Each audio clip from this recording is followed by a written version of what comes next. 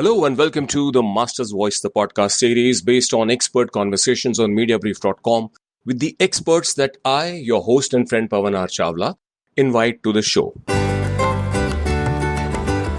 I have with me on the show today someone who is a distinguished leader in the space of enterprise and industry.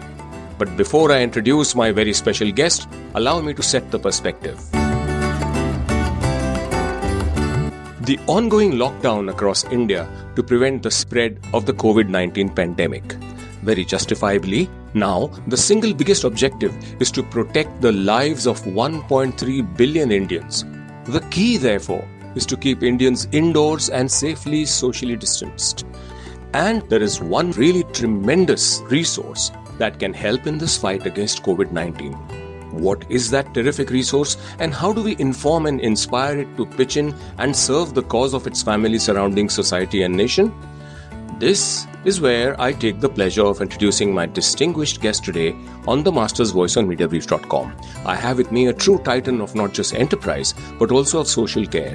He co-founded the enterprise enabling Enam Securities and is one of the most respected thought leaders in Indian enterprise and industry today, and he has been extremely active with helping society, especially through the wonderful work of the NGO he founded and which he mentors, the Desh Apnayen Foundation. It gives me great pleasure to welcome to the show Mr. Vallabh Bhanshali, fondly and respectfully called Vallabhbhai by those who know him, and I am honored to have that privilege. Vallabhbhai, welcome to the Master's Voice. Thank you very much for having me. Vallabhbhai, I had told our listeners about a wonderful resource that can help enforce the rules and norms of both the lockdown and the social distancing, and also the importance of monitoring of all cleaning, hand washing, etc. rules that everyone must follow at home. Would you like to share what that resource is with my listeners?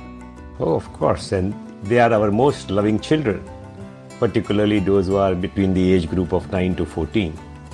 If we stopped treating them as small people to manage, as my friend Sonam Wangchuk said, and instead we said that these are the most resourceful and very inspiring children with great ideas, they can be a big resource, and we have been experimenting with it.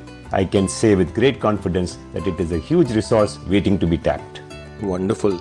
And that is why we have invited you, Vallabhbhai, to grace this episode.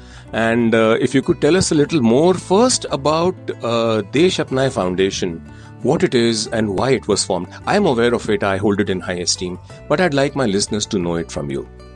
Thank you for the question. We have come to think of our society or our democracy as a place where we exercise our rights from the government. Actually, the government belongs to us, the country belongs to us. So while we have fundamental rights, which are individual rights to property, expression, etc., what is unsaid is the collective rights. For example, we'll keep our house clean. Right. But who will keep the street clean? Keeping the street clean is a collective right that we expect, but it cannot be achieved unless we also have a collective responsibility of keeping it clean. Right. And so it applies to so many things, that if I want transparency, I want speed, I want meritocracy, etc., these are my collective rights, which we have not thought enough about. And the good thing or the bad thing about collective rights is that collective rights are not possible unless there are collective duties also. If I pay my tax, it is very difficult for somebody to become dishonest in the government tax department. How to think differently about our joint life is the objective of Desh Apnayen, and that's what we call ownership. Wonderful. So movement from apathy to ownership. And in fact, Desh Apnayen Foundation, my dear listeners, is a not-for-profit social impact and community development initiative connected with, I think, more than 800 schools now all over India.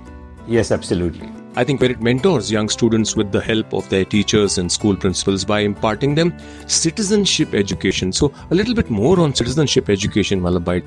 Let me give you a little context that when we went through our freedom fight, it took a lot of time for the freedom fight leaders, to sensitize people that, we needed the freedom. Lokmanya Tilak said, freedom is my birthright. Self-rule is my birthright. So also, we have not been conscious that for the democracy to function better, what it means to be citizen and what it means to be that kind of citizen, that's what we try and impart in the citizenship education. And therefore we recognize the challenges. So we do it in two parts. we say first create the will to understand and to outline what needs to be done. So we call it being alert, being informed, being active. So first you're not even alert to the need to become a better citizen, and then comes to be better informed about it. What are the issues, whether it is the sustainability, whether it is improvement, whether it is relief, etc. And then to become active about it. So we say will first and then the skill next. So we cover all these things from sensitizing to information to giving them tools to become active in this program, what we call citizenship education. Wonderful. Sir, let's come back to the current scenario of the COVID-19 lockdown. How can children help in the current scenario to help, fight the pandemic? Interesting that we had recently invited how children were helping consciously in this environment, and we got a large number of very interesting videos from students and children, and they identified that how they recognize that by staying in home they save a lot of tension for the parents, how they are helping grandparents, how they are helping in small cleaning jobs, and how by being well behaved, doing contributing to the family in different small deeds, they are all becoming very contributors instead of being people to be looked after and a cause of concern.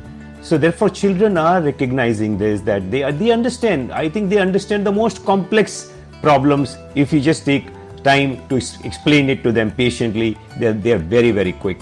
And I can say that at least based on our survey, a large number of children are playing a very constructive role. If the parents, instead of treating them as small guys who we want to have fun with, give them responsibility, they will respond extremely well.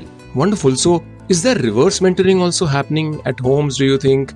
The children actually looking after their parents and saying, this is what you need to do, and I'm keeping a hawk's eye on all that you're doing during this lockdown to be safe?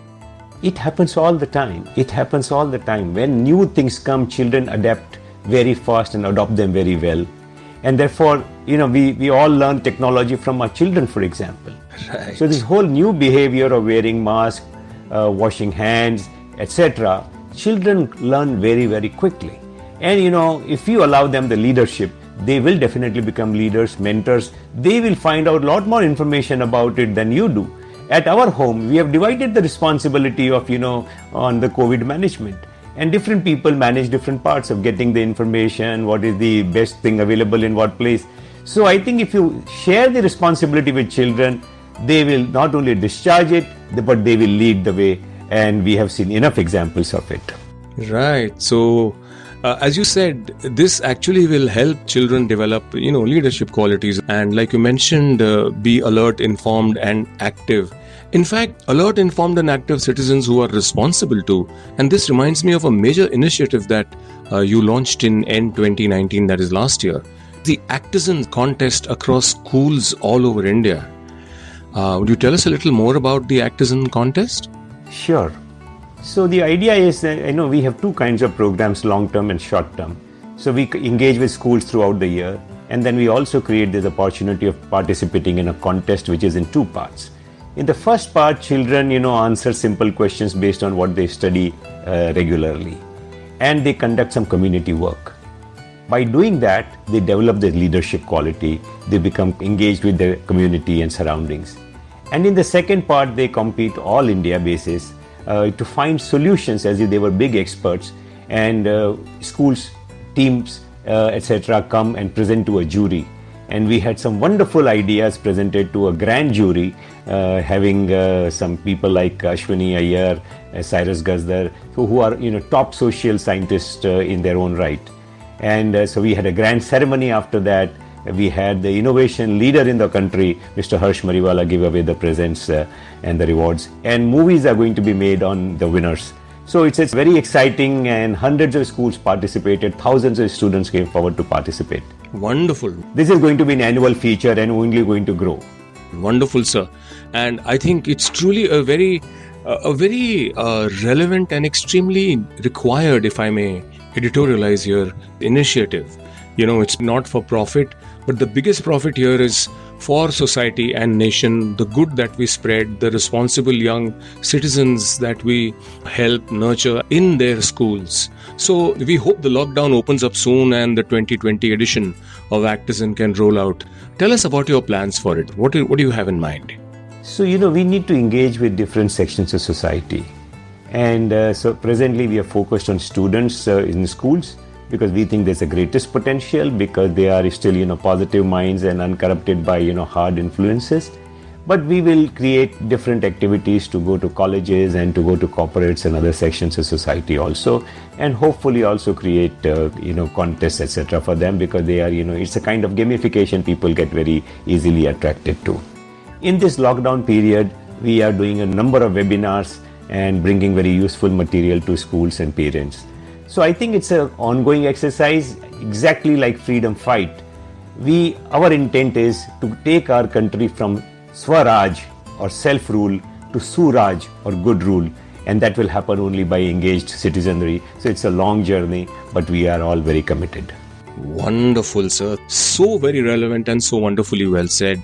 Truly a lot of respect for all that you do, and I sincerely hope and pray that everybody joins in, all the wonderful teachers, school principals who have been in touch with you with Desh Apnayen, and their children, parents, everybody in society, and especially the media, because all of us together can not only inform our nation and the young citizens about their rights, but more importantly their responsibilities too. So thank you very much indeed, Vallabhbhai, for being on the Master's Voice. Is there something else that you might like to add here? I think, this question of being alert, it applies to so many aspects of our life. We have bad habits about which we are not alert. There are threats around our health, our relationships, our finances, we are not alert. I think this habit of becoming alert, of not being sleepy, lazy, etc., is the most beneficial that one can have.